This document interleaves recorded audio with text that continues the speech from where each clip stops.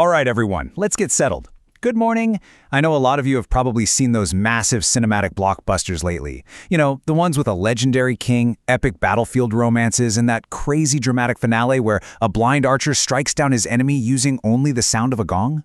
They're absolutely fantastic stories, aren't they? But today in our explainer, we're going to look past the movie magic and the medieval poetry to uncover the actual, verifiable history of Samrat Prithviraj Chauhan. Let's find out what really happened. Here's our lesson plan for today's explainer. First, we'll look at India in the 12th century. Then, the rise of Prithviraj Chauhan. After that, we'll cover the first and second battles of Tarain, followed by the aftermath, and finally, we'll weigh the legend versus the reality. So part 1. India in the 12th century. The 12th century in the Indian subcontinent was, well, it was an incredibly volatile era. Older empires were collapsing left and right, and that created this massive power vacuum. You had several regional powers fiercely competing for control. But before we get swept away by the epic clashes that followed, we really need to anchor ourselves in reality. We're relying on grounded academic research here, like this paper from the International Journal of Innovative Research in Science, Engineering, and Technology, not just folklore. We are studying history exactly as it happened. Moving on to part 2, the rise of Prithviraj Chauhan.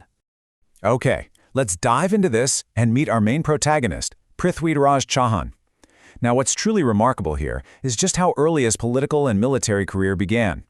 He was born in 1166 CE in Gujarat, and he actually ascended the throne as a minor in 1177. He was just 11 years old.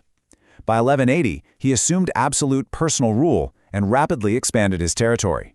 He built this huge kingdom stretching all the way from Thanesar in the north to Mewar in the south, leading right up to his first major clash in 1191. Which brings us to Section 3, the First Battle of Tarain.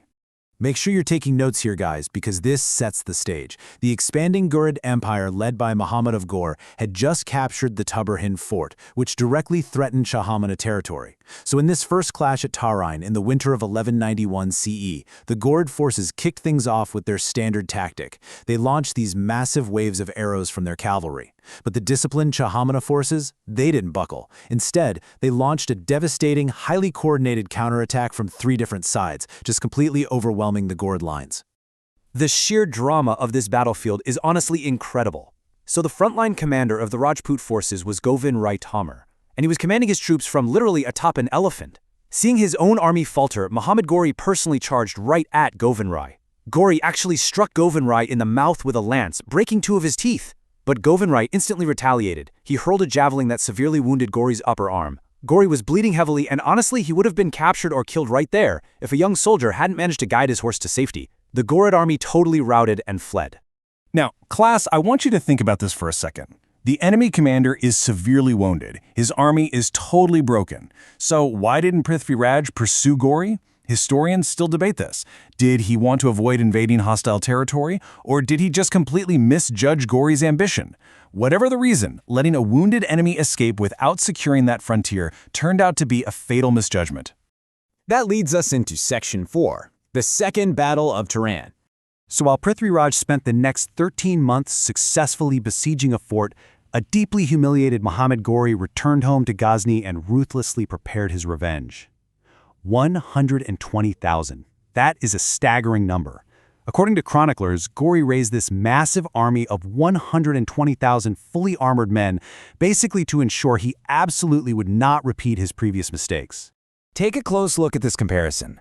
Ghori knew the Rajputs were deadly in close combat, so he totally abandoned the frontal melee approach. Instead, he used deceptive diplomacy to stall for time, and then deployed 10,000 light-mounted archers with very strict orders to use what's called a feigned retreat. Basically, they would shoot, pretend to run away in absolute panic, and draw the heavily armed Rajput forces into this exhausting chase. And you know what? The tactic worked perfectly. The exhausted Rajput lines finally broke, Ghori sent in his fresh reserves, and the battle was lost. Prithviraj Chauhan fled on horseback but was eventually captured near Sursuri. Section 5. The Aftermath of the Battles. Let's take a look at the long-term geopolitical consequences of this defeat, because they were massive. Prithviraj was briefly reinstated in Ajmer as a Ghurid vassal, but was later executed for treason, and the fallout from there was huge. The Ghurids captured key forts, they ousted the Tomar ruler of Delhi, and just 2 years later they defeated the powerful Gahadwalas at Chandawar. This right here was the watershed moment. It fundamentally broke Rajput power in the region, and it laid the direct foundation for the Delhi Sultanate and centuries of Islamic rule in northern India. And finally, Section 6, the legend versus reality. This is where we shift into a bit of a critical thinking exercise class. Think about it. How do historical facts morph into these grand myths over centuries? I'm sure you've probably heard Prithviraj Chauhan referred to as the last great Hindu emperor. But did you know this exact phrase was actually popularized by a 19th century British colonial administrator named Colonel James Todd? Yep, he relied heavily on the 16th century poetic epic Prithviraj Raso and kind of just treated it as literal history. So, let's pull out our red pens and grade these myths against modern historical consensus. First up, texts claiming Chauhan had an army of 300,000 are vast exaggerations. Historians point out this was probably a theoretical number of what all Rajput kingdoms combined could theoretically mobilize. Second, that famous blind archer story in Ghazni, that is pure poetic fiction, not a factual historical event. And third, calling him the last Hindu emperor completely ignores the incredibly powerful Hindu kingdoms that were still thriving down in South India for centuries. His modern image is heavily filtered through later colonial writings. So what is his true legacy then? Well, the defeat of Prithviraj Chauhan undeniably altered the trajectory of the Indian subcontinent forever. That's a fact. But the reality, a young, super ambitious king navigating volatile politics, engaging in brilliant but ultimately flawed military strategies, is far more complex, human, and frankly fascinating than the bardic legends that followed him. I want to leave you with this final thought for today's lesson. How much of what we know about history is actually just well-told poetry? As 10th grade history students, your job isn't just to memorize dates from a textbook. It's to critically question your sources, strip away those biases, and look for the genuine human reality hiding beneath the myth. All right, class dismissed. I'll see you in our next explainer.